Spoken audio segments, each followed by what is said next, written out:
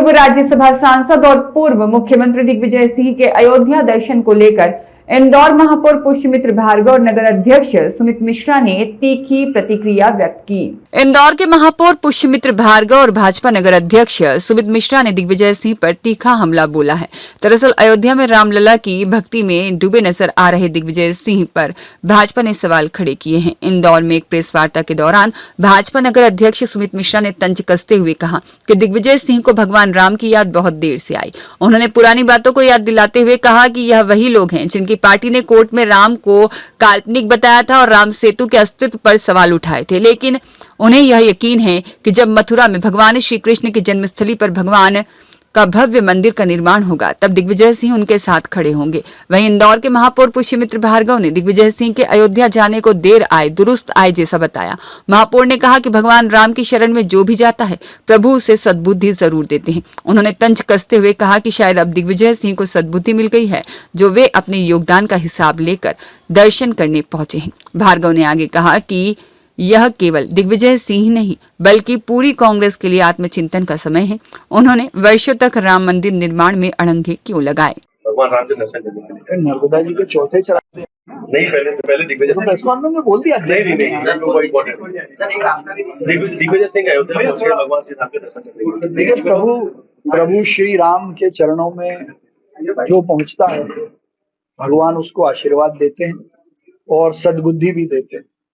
तो मैं मानता हूं कि प्रभु श्री राम ने दिग्विजय सिंह जी को सद्बुद्धि दी है।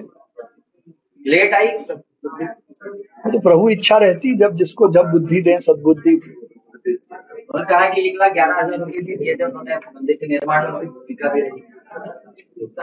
यानी सबका योगदान था और उन्होंने अगर योगदान दिया है तो अच्छी बात है। क्या लगता है भैया कि कांग्रेस के अन्य नेताओं को भी जाना चाहिए, दर्शन करना चाहिए, उन्हें भी सद्बुद्धि? देखिए, भगवान श्री राम के दर्शन सबको करना चाहिए।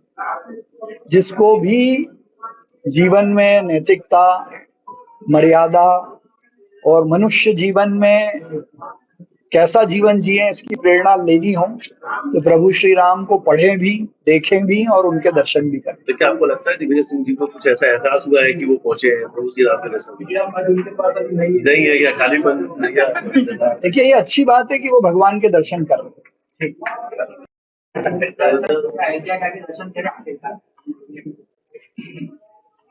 नर्मदा जी फिर देते हैं आज। चलिए मैं दे देता हूँ जवाब, कल चला देना। दिग्विजय सिंह जी को बहुत देर से समझ में आया यह महत्वपूर्ण है।